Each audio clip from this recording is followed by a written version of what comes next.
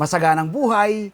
Ako po si Merlyson. Samahan niyo ko sa isang oras na kwentuhan tungkol sa pagtatanim ng iba't ibang uri ng halaman. Hatid ko po sa inyo ang do-it-yourself tips at iba pang sikreto mula sa magsasaka para sa mga magsasaka. Nakatutok kayo sa Signal TV Channel 1. Live din po tayong napapakinggan sa Radyo 5, 92.3 News FM.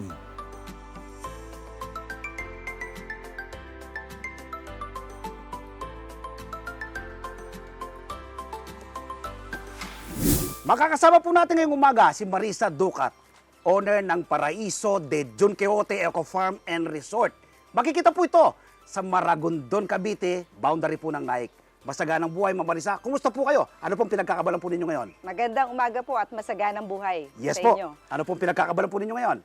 Ngayon po ang pinagkakaabalahan po namin ay matapos po itong development ng aming Paraiso de Don Quixote Eco Farm Resort. Yes. Pero sa ngayon po, may mga una na tayong nabuksan. Meron na po tayong piging sa Kamalig, Yes. kung saan tayo makakain ng Pinoy food Opo. na inspired din po ni Chef Boy Logro, yung mga pagkain po natin sa piging sa Kamalig. Yes po. At the same time po, kung gusto naman natin ng Korean, meron din po sa yung samgyupsal. Ito ay from garden to table. From farm to table po. Farm to table. Ano-ano po yung mga tanim natin ngayon, Ma'am Marisa? Sa ngayon po, meron tayong greenhouse kung saan po meron tayong hydroponic Yes. na nakatanim po ang ating lettuce. Mhm. So yung lettuce po Yes. ay ginagamit natin doon sa samgyupsal Okay. na from farm to table. Yes. Aside from lettuce, meron din po tayo doon sa ating latrine na tinatawag, yung spring onion, Wow. mustasa, at saka po pechay Mhm. na nakatanim po ngayon. Mamaya po, papakita ko po sa inyo yung Yes, mga so tanim lahat natin po na ng yun. na-harvest natin, ito po yung ating ginagamit, sineserve sa ating mga kababayan na Tama pumupunta po. rito. Tama po. Ano pong pamamaraan natin? Conventional farming po tayo at yung pong pamamaraan is organically grown. Yes po, conventional at the same time organically grown Wow, farming. talaga naman, oh. Yes Opo, po. Opo. Bakit po Paraiso de Don Quixote? Ang gandang pangalan eh. Paraiso. Saan po ito inango? Okay. Yung Paraiso po na pangalan, hinangaw po yun dahil ito po lugar namin. Dahil po ngayon at witness nyo, talaga Yes. pong parang nasa paradise kayo. Yes. Unang-una dahil sa meron tayong Sleeping Beauty of Maragondon River na napakaganda. Yes. At the same time po, marami po ditong mga puno, halaman na pine-preserve po natin, hindi po natin pinuputol. At the same time, nagdadagdag po tayo. Wow. Katulad po ng mga flowering plants, yung mga magagandang bulaklak sa tabi natin Yes. na bonggabilya, meron po tayong gumamela, kalachuchi, Yes. at the same time, yung Maragondon River na napakaganda, na meron pang rock formation at saka waterfalls. Kanina nabanggit mo, Sleeping Beauty. Yes. Itong Sleeping Beauty, mukhang nagising siya, Ma'am Marisa, dahil po sa gawa po ninyo. Yes po. Yung Sleeping Beauty, nagising siya. Mm. Kasi po, dinagdagan pa ng brilliant ideas ni Don Quixote po. Sino po si Don Quixote? Yes. Siya po yung aking mister, Yes. na engineer, Mm. na nag-develop po nitong Paraiso de Don Quixote. Yung kanyang brilliant ideas, Yes. kung paano niya ginawa yung hanging bridge with skywalk, kung paano niya ginawa yung piging sa Kamalig na Yes po. napakaganda pong restaurant, pang fine dining pero pang masa po ang presyo. Opo. Bukod po sa mga halaman na binanggit po ninyo kanina, Ma'am Marisa, Yes po. ano pa po ba ang pwedeng makita ng ating mga kababayan na gusto pong pumunta rito? I understand, meron kayong pinagmamalaki ritong hanging bridge. Yes po. Yung 160 meters hanging bridge with skywalk. First in Luzon po, na Yes. magkakaroon tayo ng ganitong klaseng hanging bridge na merong glass, na makakalakad kayo ng dire-diretso, nakikita nyo yung ilalim papuntang river. Yes. Oo. First in Luzon po yan. At the same time, meron po tayong 1,600 square meter swimming pool na binuksan na rin po namin yesterday lang. Wow! Opo.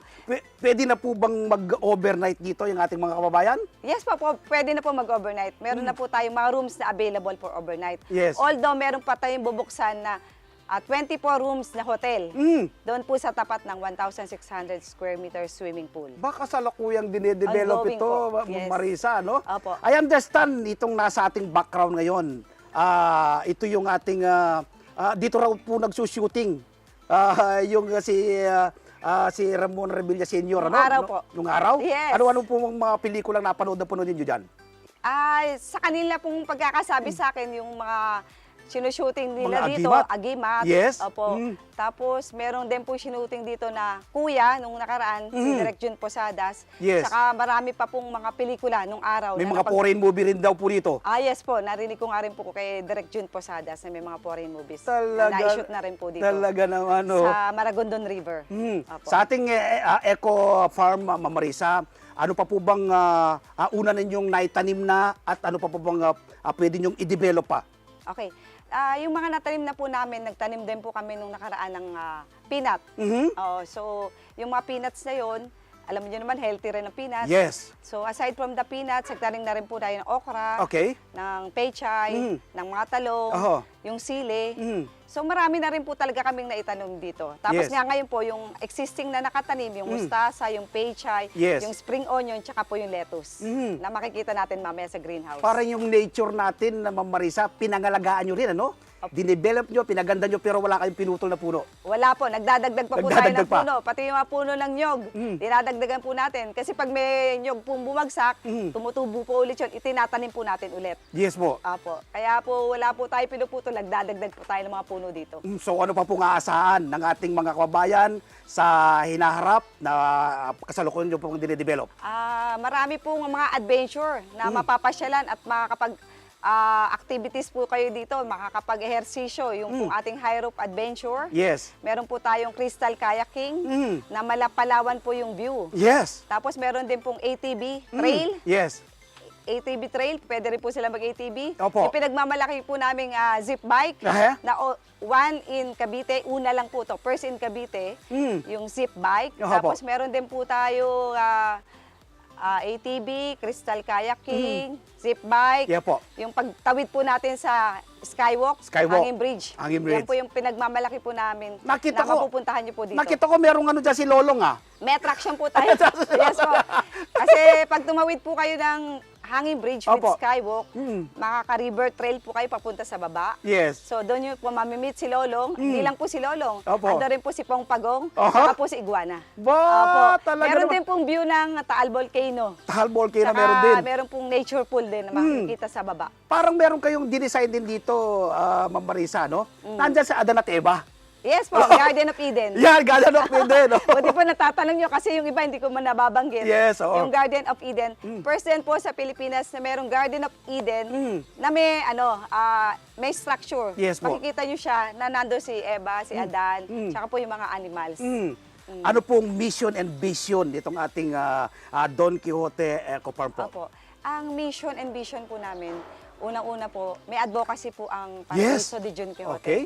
Part po ng aming kikitain, pero sinasabi na po ni Sir Jun Quixote, 50% po ng aming kikitain ay pagpapatayo po namin ng libreng hospital Wow! para sa mga mahihirap. Talaga naman. Yes po, kasi mahirap, talaga maging mahirap. Baka Lalo pag kasigurado may na mga yung sakit. ating mga kababayan dito sa Naik at Maragondon na meron silang hospital na papupuntahan. Yes po. Naku, Meron talaga na naman. po yan. May lupa na po kami na nakaabang para sa pagpapatayo ng hospital. Yes.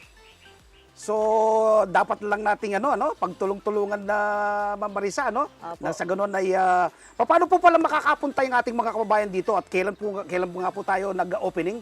Opo, nag-opening po tayo last December 16 to January 2. Yung po yung soft opening. Yes. Tapos po, nagsara po tayo ng 1 month kasi po nag-add pa tayo ng mga adventures. Yes. Tapos, nagdagdag po tayo ng CR, tsaka po mga parking space kasi po dinumog din po ng tao ito ng last December. Yes. Opo, may pumasok pong mga tao dito, around 8,000 people. 8,000 people! Yes po. Naku, Overwhelming success po ang Paraiso de Jun Quixote. Naku, talaga naman. Tapos po, nag-grand opening tayo ulit ng Feb 10, Chinese Opo. New Year. Opo. So, tuloy-tuloy na po na magbubukas ang Paraiso. Eh di punong-puno po itong lugar natin na to. Punong-puno po. Kasi ako mismo naka-witness, pag Opo. dumadaan po ako ng Hanging Bridge, talaga pong daan ang kasabay kong talagang nag-pass doon. Opo.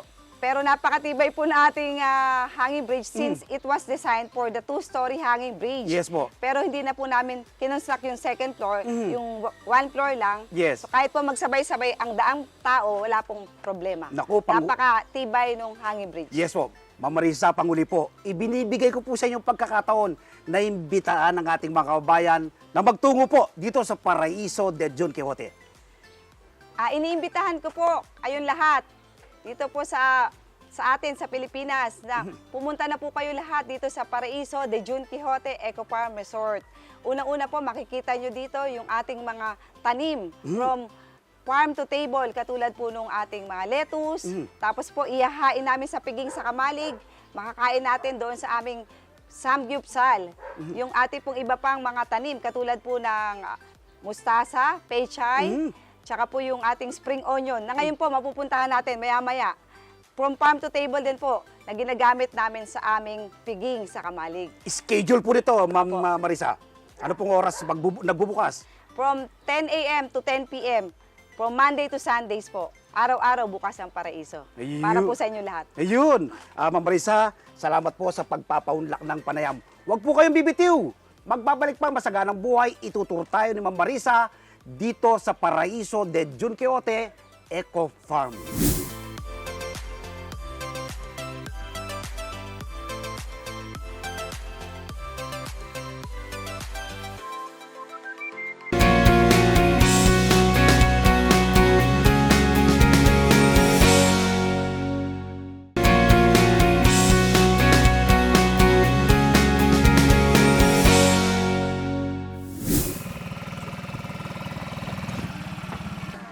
Nandito pa rin po tayo ngayon sa Paraiso de Don Quixote Eco Farm, ano? Kasama po rin po natin si Ma'am Marisa at ituturo tayo dito sa kanilang napakagandang farm. Samahan niyo po kami! Ma'am Marisa, ito, ano pong halaman to? Mustasa po. Mustasa, paano po ito tinatanim? Pinupunla muna po natin doon sa isang area. Okay. Tapos after 1 week po, tinatransplant na po natin dito sa plot. Naku, kabaga, ito pong tawag nito, conventional farming, Ma'am Marisa, no? Yes po. Kasi nasa lupa sila. Ilang araw po bago po natin ito ma-harvest? Na-harvest po natin to after 30 days. 30 days lang? Yes. So from garden to table siya, no? From farm to From table. farm to table, ano? Ang ganda po nilang, ano pong luto na pwede pong gawin dito?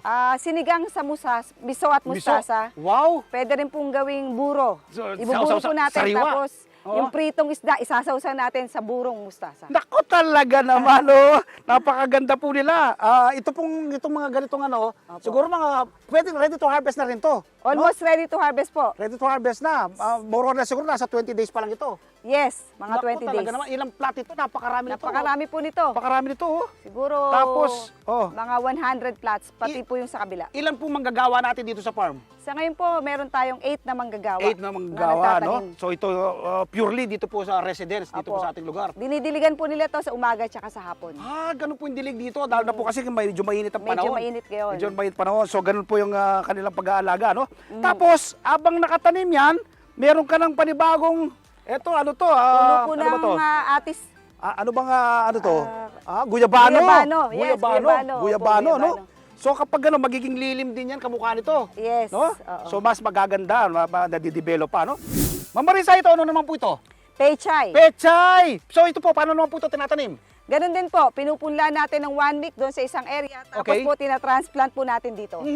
So ilang araw din po bago ma-harvest ito? 1 month din po. 1 month din! So Yes. napakabilis din, ano? Opo, napakabilis din. Ano naman pong luto ang masarap dito na pwedeng gawin? Opo, pwede po tayong magnilaga. Okay. Sahog po natin ng pechay. Pwede Alright. rin po magsinigang. Isasahog din po ang pechay. At po yung napakasarap na pechay with sardinas. Wow! Ginisa Opo, lang! Pangmasa. Pangmasa. Opo, igigisa mo lang ang pechay, lagyan mo ng sardinas. Okay. Yun na. Naku. Pwede na natin kainin. Talaga naman. Pangmasa po yun. Ang Yung gaganda po, ang sardinas with tataba po pechay. nito mga ano. Ang Opo, tataba po. matataba. Ito po, Ma'am Marisa, pwede na pong i-harvest. Pwede ko pong i-harvest ito? Pwede po. Yan, tignan nga ba natin, no? Tignan nyo po, oh. Ang tataba po nila. Ang lulusog, ano? Tansya ko, nasa 20 days pa lang po ito. Yes, Oh, 20 days. So, So, anytime po ready for harvest na rin siya. ready for harvest na. At ang kagandaan nito, Ma'am Marisa, no? Malulusog sila. No? Pag kumain ng ating mga kababayan, direkta dito, lulutuin na sa Lulutuin namin kusina. sa kusina para ihain natin sa piging sa kamalig. Ayun, talaga naman. Paraiso de Ikutin nga natin Jun dito. Quixote. Dito, Opo. tinan natin. Naku, ang gaganda po nila. Tataba po, ano? Ito, oh. Pwede na po yung i-harvest. Ito po pwede rin. Yan, pwede na pong i-harvest yan. Po, ito pwede. Naku, talaga. Ang Iluto tataba po po. natin. Ang lulusog. Ang Yan, lulusog. ang lulusog po, oh. Ito, Ma'am Marisa, napakarami pong taglay na sustansya ito sa katawan. Opo. Oh? Yes po, Yung marami pong taglay sustansya kung to. lagi natin sinasabi, healthy for the mind and body. Yes. Yan, okay, oh. So, dapat magtanim din ang ating mga kababayan, kaya natin Ma'am Marisa, no? Kaya po ng mga kababayan natin magtanim nito. Oo. Kahit nga dun sa bote lang ng mineral water, kaya po itanim ang pechay eh. So, mamaya po, ihahain natin to, magluluto tayo. Mama po, sinigang ang lulutuin natin. Sinigang, Oo. ito po yung ating sahog. Ito po yung ating Ako, sahog. parang napakasarap niyan, naglalaway kagad ako, Ma'am Oo Marisa. nga po. Ma'am Marisa, bukod po sa hawak nating pechay, ano pa po mga tanim natin dito? Aside from pechay and mustasa po na Yes. tinignan natin, meron po kami lettuce Mhm. na nakatanim po hydroponic doon sa aming greenhouse. Greenhouse naman po ito. Yun po yung sinserve natin kasama ng samgyupsal. Ilan pong greenhouse po meron tayo? As of now, we have 3 greenhouse. 3 na greenhouse. malalaki. Wow. Pag sinabing conventional nasa lupa, pero Yes. hydroponics Nasa tubig. Tubig. Ayan. Ilang araw naman po bago inaharvest Pareho yan? lang po, 30 days. 30 days din. Naku talaga naman, nang hahanapin pa yung mga kababayan natin. Tama po. Kumpleto sa recados po kayo rito. Kapag nagutom, nandyan, pwede silang maka-order kagad ng mga pagkain from farm to table. Tama po. Ayun, talaga naman. Sige po, lulutuin po Lulutuin natin yung iba natin natin to. na harvest. Tama po. Okay, lulutuin natin ngayon to. Ma'am Marisa, ito po yung isa sa pinagmamalaki dito sa John Quixote Eco Farm. Ito po, itong hanging bridge natin. Gano'n po ito kahaba? 160 meters hanging bridge with skywalk. Wow po. Ito po, itong lang ating Ito po kinalalagyan ang sa salamin. skywalk. No? Opo. Salamin siya. Tempered glass. Tempered glass. Opo. Gano'n po ito kasi Kahit po siguro bagsakan to ng isang mabigat Oo. na bato o bakal na Oo. bumagsak siya dito, maaaring pong mag-crack pero po hindi po to hindi siya mababasag. hindi siya mababasag. Kasi meron din pong sticker to sa dalawang tempered glass Ayun. na nasa gitna. Naku, grabe. Kaya sobrang tibay po nito. Totoo po yung sinabi nyo, ma'am. Paraiso. Ito yung paraiso sa lupa. Yes, ito na yung paraiso sa lupa. Talaga naman. Kaya Napakaganda. dapat you must try Mm. passing this hanging bridge. Opo. Tapos With meron po skywalk. tayong katabing, ano po tawag dyan? Nature pool, andito rin po si Crocodile Lolong, yung Taal Volcano View, meron din po Okay, dito. tapos din sa ating kanan kabilang naman, andito si Pong Pagong, Pong saka po Iguana. Okay. Tapos ito pong may bike, ano tayo eh?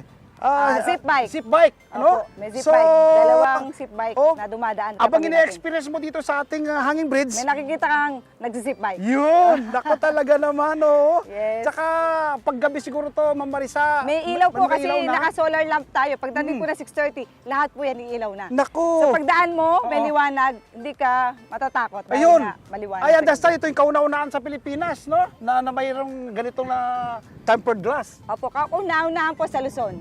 Sa Luzon, okay. Opo. So, I understand, galing din po sa ibang bansa, may concept kayo na Yes. parang nag-tour kayo, tapos nakita nyo, inadapt nyo po rito. Inadapt po dito. Ayun, talaga. Tapos pinatibay pa at pinaganda. Naku, pag may mga tamang-tama po pala, pag may mga lovers, ano? Ayan, Pwede no? po nilang mag-lock nung kanilang pag-iibigan. May padlocks. At the same time, ilalak po nila dyan sa heart na yan na attraction. Ayun. Nandito po tayo nga sa Piding sa Kamalig, no? Ang Marisa, ito po yung natin sa kanina. Tama po. Ito po yung pechay, mustasa, ito yung ating lettuce. Taste po natin. Kung gano'n po ito kasarap. Ano po luto ito? Ito po ang miso, Miso? mustasa, Okay. with belly, Okay. Ito po isa. isa kare-kare, Oo. with pechay. With pechay. Alright. Ito naman, salad. Gamit po natin dito sa inabis natin. Lagyan po natin ito. Tama pa ang mga sa atin. So ito po yung kare-kare, no? Kare-kare. May pagnet po yung kare-kare na Pagnet. So ito po, from farm to table natin, no? part. Kaya po natin natin. Grabe! Sa po yung missing time, yung pechay. Wow! Dagdag pa lang isa. Yummy! No? Understand, meron po tayo ano po kasi natin dito sa ating Kabilaan na part po ng kikitain. 50% po ng kikitain na para yung solution ng kote at pamasorte ay pagpapagawa mo natin libreng hospital para po sa mga ano po makakontak yung parehas nito?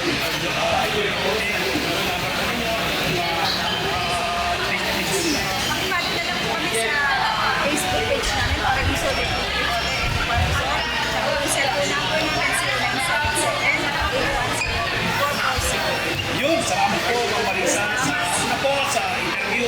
Pagkaroon po yung pag-tour po ninyo dito sa inyong napakaganda. It's our pleasure. Nakausap po natin si Marisa Duca, owner ng Paraiso de John Quixote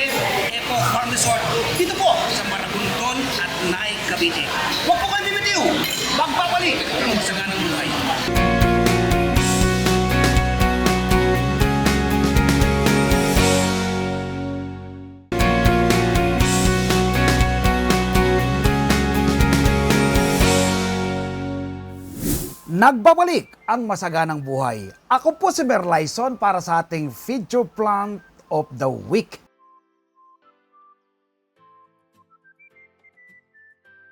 Ngayon po ay ibabahagi ko po sa inyo ang simple at madaling pagtatanim ng spring onion sa mga bote ng mineral water. Halin po kayo, samahan nyo ko. Magtatanim tayo ng spring onion sa mga bote ng mineral water. Harvest din po tayo ng aking mga tanim na spring onion at magluluto ng masarap at masustansyang goto gamit po ang spring onion bilang pampasarap at pampalasa. Ito po ay magtatanim tayo ng spring onion. So ito po yung ating mga punla, no? Po, malalaki na po yung ating mga punlang yan. Natin pong itatanim sa mga bote ng mineral water. Ito po, mga bote ng mineral water. Pinaggamitan ko na po ito sa ibang mga laman. Ngayon po, gagamitin natin sa pagtatanim ng spring onion. Ito lang po yung ating lupa, no? Buwagag na lupa. Ang mixture po nito, 60% buwagag na lupa, another 20% ay vermicast, tapos 20% pa ay kokopit. Kaya po buwagag ang lupa. Nang sa ganun, yung mga tinatanim natin mga laman ay malaya po makagala yung kanilang mga ugat at makakuha ng nutrients ayon sa kanilang pangangailangan. So ngayon maglagay na tayo ng lupa dito sa ating mga bote ng mineral water. Magtatanim na tayo ng spring onion. Ano? Sa isa pong boteng ganito, pwede po kayong magtanim ng hanggang tatlo, no? Tatlong punla. Yan. So, huwag nyo pong pakapuno. Nang sa ganon, kapag magdadagdag kayo ng lupa, ay makakapaglagay kayo ng pataba. No? Ako po, ginagamit ko nga po ay vermicast. So, hanggang ano lang po muna. Yan. So, hanggang liig lang. So, yun. Yun ay kukuha na tayo ng ating punla. Kukuha na tayo ng ating punla ng spring onion. So, yan po, oh. Yan. Ating spring onion. Huwag nyo pong pakabaon, ano? Hanggang dito lang po siya, no? Takpan nyo lang po hanggang dyan. So, bahagya lang po. Medyo sliding ng kaunti. Yan. Tapos, takpan lang po ng bahagyang ganyan. Sa isang bote po ng ganito, pwede po kayong maglagay ng hanggang tatlo, no? Tatlong punla. So yan, ganun lang po. Itong susunod ay pipiraso lang po tayo. Ito, pirasuin lang po ganyan yan. Ano, bang sa ganun mananalampak po siya, no? Yan. Ito, huwag nyo pong pakatakpan, ano? So tatlo yung ating itatanim. Yan. Tatlo. Atin doon yun. Tapos takpan lang po ng bahagyang bahagya. Yan. Ito nyo po yung pagkakatakip lang, oh. Bahagyang bahagya lang. Parang sliding siya, no? Yan. Medyo i-diin lang po ng konti yan. Yan.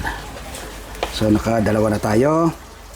Sa isa naman ating tatamnan. Ano ang ating tatamnan? Ito. Kuha tayo ng ating punla. Ito yung ating punla. Yan. Hindi po ito. Dalawa siya. Pwede siyang pirasuin. No?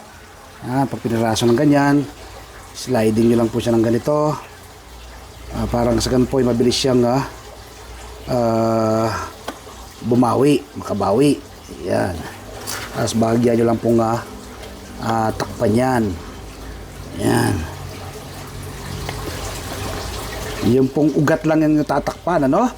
Huwag yung mismong katawan ng ating spring onion. So, nakatatlo na tayo. Ito, last. Pang-apat na bote ng mineral water natin natatamnan. Sobrang natin punla. Ang dahil natin punla, oh. Yan. Ito yung ating binhi. ay matataba po sila, no? Yan. So sliding lang po ng ganito. Tapos dito naman, ayan, as ito, yun, nailagay pong ganan, bahagya lang pong takpan yung mismong ugat. Ayan, yung mismong ugat ang ating ano. So yan po ating apat na bote ng mineral water ng ating unang tinamnan. Pagkatanim ay didiligan po kaagad. Yan, lang sa ganun po yung kanyang mga ugat ay mag-fix sa lupa, no? Yan. Ayan. So halos ano lang po siya, no? Up inch, no? Yung ating pagkakabaon sa lupa. Itong kanyang, yung ugat po lang po mismo, no? Yung ugat lang ang ating ibinaon sa lupa. So yun, i-update ko po kayo sa mga susunod na araw. Itong ating bagong tanim na spring onion. So yan po yung ating mga tanim na spring onion, ano? Sementado pong kalsada yan. Pero nilagay ko po sila sa mga bote ng mineral water. At ayan po, all year round po, no? Ay may supply na ako ng spring onion. Hindi ka na kailangan bumili. So may mga flower na po siya, oh. Yan po, oh. Flower na. Ang flower na yan kapag magulang na po yung kanyang flower na yan, pwede ka na pong makakuha ng seeds dyan, no? So gaya ng banggit ko, pwede pong itanim ang spring onion through seeds. So kaya po yung mismong kanyang tangkay, no, na may ugat, ating spring onion. After 2 weeks lang po ng aking pagkakatanim, ito po mga bawi na, ano? Itong aking mga tanim na spring onion sa mga bote ng mineral water. Ang spring onion po ay pwede pong itanim through seeds. Ipunla nyo po muna. At kapag nasa 2 inches na yung laki ng punla, ay pwede pong i-transplant kung saan nyo po sila gustong itanim. Wala kang enough space, sa Metro Manila ka nakatira, sementadong kalsada, pwede po kayo magtanim ng spring onion at iba pang green leafy vegetables tulad po ng aking ginagawa sa mga bote po ng mineral water. Kapag ganito po na po kalaki, pwede ka na pong umarbest. All year round ay may supply po kayong spring onion. So ngayon po, i-harvest tayo at ako ay magluluto ng masarap at masustansyang goto alam magsasang reporter. At ang spring onion po ay isang ating gagamiting pampalasa, pampasarap, pampasustansya ng ating lulutuing goto. Sa pag-harvest naman po nito, simple lang po, gamit po ang gunting, gugupit lang po kayo ng kanyang mga daon, ano? Yan lang po, ano? Hindi po mamamatay yung halaman. Sa halip, kapag katapos po yung kinuha na ng daon yan, magkakaroon na naman po siya ng mga panibagong usbong. Usbong po siya ng usbong, ano? So sa all year round ay meron po kayong supply na spring onion. Ang ating harvestin. Ito. Ayan. Tapos yung pong kanyang mga matatandang daon, ano, yung pong malalaki na. Ito na lang po yung medyo maliliit. Ayan. Ayun. Ano na to, no? Ating na-harvest. Ayan. Ito tayo nakuha. Okay, harvest pa tayo dito. Itong kanyang malalaking daon niya na mahaba na, no? Ito, haba na itong daon na to. Ito pa. Ito. Ayan, no? Ang kagandaan po ng spring onion, lalo nga habang kuhanan po siya ng daon, lalo po siyang yumayabong, ano? Nagkakaroon po ng panibagong usbong.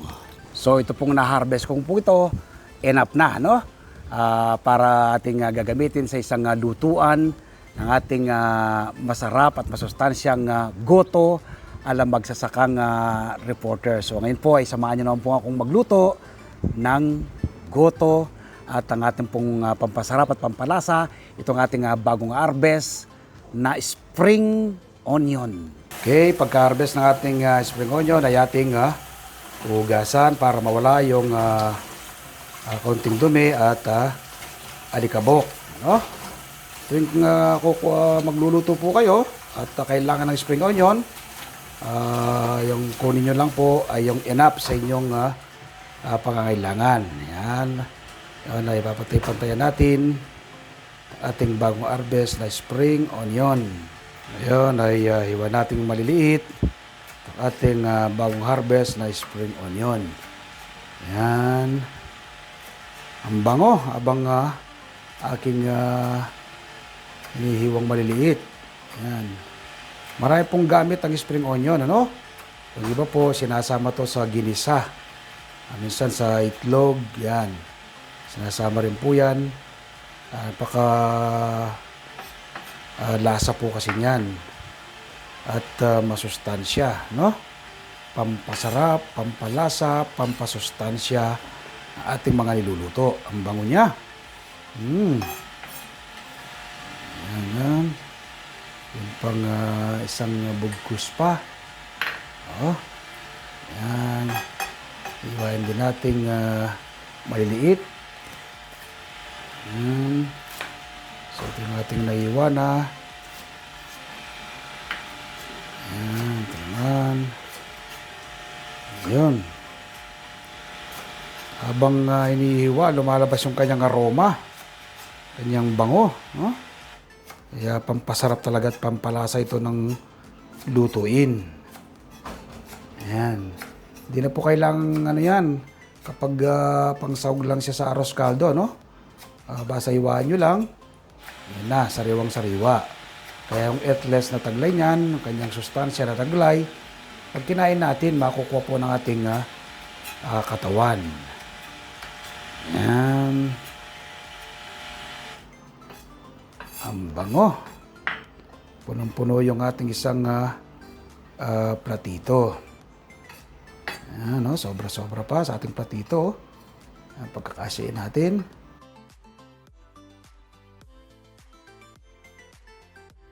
So ito po yung kumpletong sangkap ng ating lulutuing masarap at masustansyang goto. Siyempre po yung ating bida na gagamitin natin mamaya bilang toppings, yung ating spring onion, tapos malagkit, ano? Ito yung ating malagkit, tapos yung ating tuwalya ng baka. Yan. Tapos yung ating mantika, bawang, sibuyas, luya, durog na paminta, patis, at binusang bawang na ating gagamiting toppings. So yan po yung ating kompletong sangkap ng ating lulutuing goto alam magsasakang reporter. Yan, sindihan na natin ating kalang. Yan. Painitin na natin ang kaldera. Ayan, mainit na yung ating kaldera. Lalagyan na natin ng mantika. Tapos ng mantika ay ang luya. Yun. Atin ang luya. Pagka-brown ng ating luya, ilagay na natin ang ating bawang. Okay, brown na rin ang ating bawang. Sunod na ang sibuyas. Ayan, ang sibuyas. Okay, yung tuwalya na. Alright, yung tuwalya po ay pinalambot ko na yan, ano? Okay, lagay na natin ang patis. Huwag pong maraming patis kapag kayo nagluluto. Mas maganda, katamtamang lang o tamang-tama, no? Huwag nyo pong maalat. Tapos yung durog na paminta. Lagay na natin ang malagkit. Yun. Ang kung tawagin namin sa Pampanga ito ay lakatan, no? Special na palay po yan, malagkit, lakatan. Yan. Okay, tatakpan natin para mas mabilis maluto ating malagkit. Hintayin natin kumulo yan at maluto yung malagkit. Okay, buksan na natin. Yan, kulong-kulo na. Haluin natin. Luto na rin yung malagkit, oh. Dapat haluin nyo po. Huwag yung ayaang masunog yung ilalim. Yan. Tapos maglalagay na tayo ng tubig bilang pansabaw ng ating goto. Yan. Haluin natin uli. Ayan. Pagkalo natin na yan, ay pakukuluin natin uli yan, no? At tatakpan natin muli. Ayan. Ang kulo ng kulo na to at luto na. Alright, yun. Ayun, mukhang malambot na nga yung ating malagkit, no? Luto na yung kanin. Ayan. Okay, kuha tayo. Para tikman natin. Ayun. So ito na po yung ating bagong lutong goto ala magsasakang reporter. So ngayon po ay lagyan natin ng toppings. Itong ating bagong harvest na spring onion at yung binusang bawang. So lagyan na natin ng toppings. Yan. Mas maganda, mas maraming toppings, mas masarap. Yan. Enough ito, no? Sa ating niluto. Ang toppings, tapos maglalagay tayo ng binusang bawang sa ibabaw. Nawa po ay nakapag-share ako, nakapagambag ako ng konting kaalaman. Ano? Una po yung pagtatanim ng spring onion sa mga bote ng mineral water. Wala kang enough space, gusto mong magtanim. Sa mga bote po ng mineral water, ay pwede po kayong magtanim. No? Ano po bang makukuha po ninyo kapag kayo nagtatanim? Una po, makakatipid ka. Pangalawa, masustansya pagsasaluhan ng buong pamilya. At pangatlo, makakatulong ka sa pagpreserba sa ating inang kalikasan. Ako po'y napakarami na ng tanim ng iba't ibang uri ng gulay at prutas, pero patuloy pa po akong nagtatanim. Ako po kasi naniniwala ng pagkakaroon ng seguridad sa pagkain, dapat magsimula sa ating mga tahanan. Food security starts at home. Nagawa ko po ito, tiyak po, magagawa rin po ninyo. Kaya magtanim din po kayo ng inyong sariling pagkain. Salamat po! Ngayon po isasagutin ko ang ilang tanong ng maraming nanonood dito sa ating show. Ang unang tanong natin ay mula kay Robert Ramos. Sir Mer, pwede po bang idilig ang kalpo sa mga halaman? Salamat po. Thank you very much sa Robert. Yes, pwedeng idilig yan at pwede rin mga ipang-spray sa ating mga tanim na halaman, lalo na sa mga green leafy vegetables. Tanong naman mula kay Larry Quintos. Hi, magsasakang reporter. What time po ang effective na mag-spray sa ating mga tanim na halaman? Salamat po. Thank you very much sa Larry. Ako ang pamamarang ko every hapon, ano? Tuwing dapit hapon na lubog na yung araw. Nang sa ganon, nag-i-stay yung ating inilagay na fertilizer o kaya insecticide, ano? Natural at organic, ano? Sa ating mga tanim na halaman mula sa hapon hanggang kinabukasan na masikatan ng araw. Tanong naman mula kay Jam Hill. Ay Sir Mer, may tanim po akong mulberry. 2 weeks na po. May maliit na daon. Ilang beses po dapat diligan? At saan po makakabili ng pang-spray, pampabunga sa mga tanim na halaman? Interesado po ako sa mga tanim kong mulberry. Sana po ay matulungan po ninyo ako. Salamat po. Thank you very much sa Jam. Ano? Una ay once a day ay pwede kang magdilig yung mga tanim na mulberry. Lalo na kung pagkakasabi mo ay bagong tanim pa lang yan, 2 weeks pa lang yan. At yung pangalawang tanong mo kung saan makakabili ng pang-spray sa ating mga tanim na halaman. Gumawa ka lang, ano? Itinuturo ko naman yung paggawa ng natural at organic na pataba at natural na insecticide, ano? Yung ating OHN insecticide dyan, habang yung fermented fruit juice, pampabunga sa ating mga tanim na halaman. Tanong naman mula kay Nimpa Marmol. Sir Mer, paano po kung nakatanim na direkta sa lupa ang kalamansi? Paano po siya mapapabunga? Salamat po.